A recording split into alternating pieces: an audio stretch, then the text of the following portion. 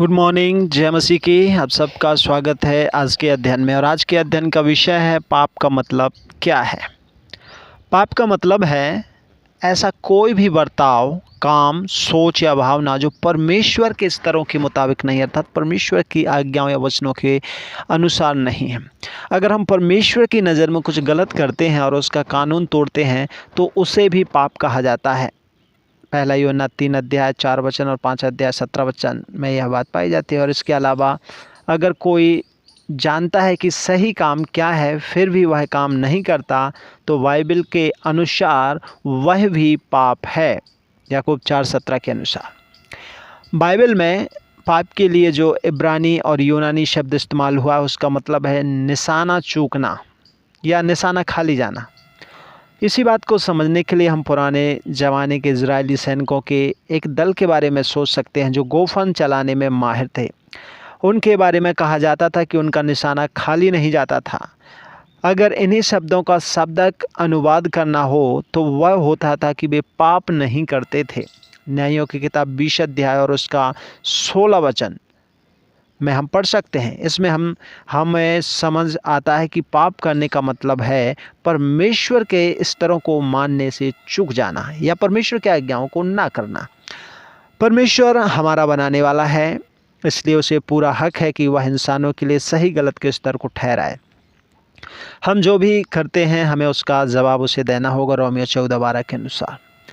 क्या ऐसा हो सकता है कि हम कभी पाप ना करें? नहीं। बाइबल बताती है कि सब ने पाप किया है और वे परमेश्वर की महिमा से रहित हैं। रोमन्स चैप्टर 3:23 में यह पाई जाती है बात। पर ऐसा क्यों? पहले इंसान अर्थात आदम और हव्वा को परमेश्वर की छवि अर्थात परमेश्वर के स्वरूप में बनाया गया था।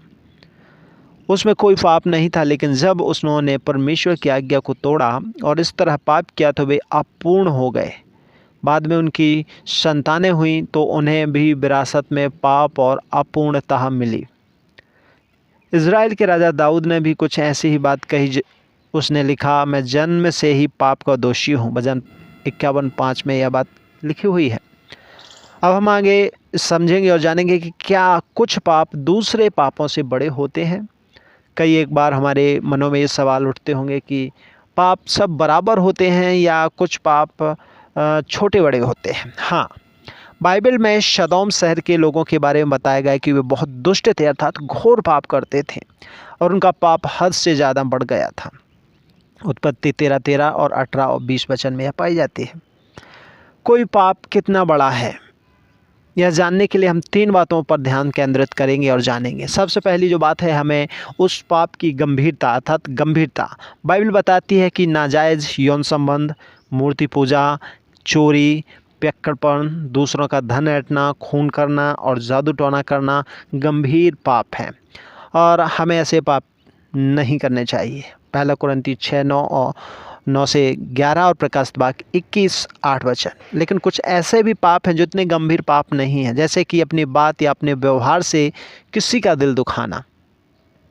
नीति वचन 12:18 और इफिसियों 4:31 और 32 में यह बात पाई जाती है। मगर बाइबल हमें बताती है और कहती है कि हमें ऐसे छोटी छोटी गलतियों को भी अनदेखा नहीं करना चाहिए, क्योंकि धीरे धीरे फिर हम परमेश्वर के कानून के खिलाफ जा सकते हैं और बड़े पाप कर सकते हैं। दूसरी बात है इरादा। कुछ पाप अनजाने में किए जाते हैं क्योंकि लोगों को परमेश्वर के स्तर मालूम नहीं होते या परमेश्वर की आज्ञाएं मालूम नहीं होती, इसलिए वे पाप कर बैठते हैं। बाइबल ऐसे पापों को हल्के में नहीं लेती, लेकिन यह बताती है कि अनजान में किए गए पाप और जानबूझकर किए गए पाप में फ़र्क है। जो व्यक्ति जानबूझकर पाप करता है वह दिखाता है कि उसका मन दुष्ट है, यिर्मयाह 16:12 के अनुसार। तीसरी और अंतिम बात जो है वो है कितनी बार पाप किया गया। जो व्यक्ति एक बार पाप करता है और जो बार बार पाप करता है, बाइबल बताती है कि उसमें भी फ़र्क है। पहली यूहन्ना 3:4-8। अगर एक व्यक्ति जान गया कि सही क्या है फिर भी वह जानबूझकर पाप करता रहता है तो परमेश्वर से दोषी मानेगा। इब्रानियों की किताब 10 अध्याय 26 और 27 वचन।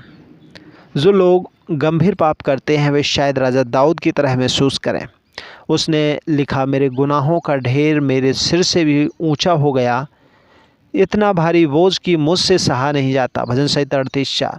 फिर भी बाइबल में यह उम्मीद दी गई है कि दुष्ट इंसान अपनी दुष्ट राह छोड़ दे, बुरा इंसान अपने बुरे विचारों को त्याग दे, वह यहोवा के पास लौट आया जो उस पर दया करेगा। हमारे परमेश्वर के पास लौट आएँ, क्योंकि वह दिल खोलकर माफ़ करता है। सो खुदा हम सभी को बहुतायत की आशीष देवे इन वचनों के द्वारा। और आप जान गए होंगे कि पाप क्या है और हमें क्यों नहीं पाप करना है और हम पापों से कैसे बच सकते हैं। God bless you.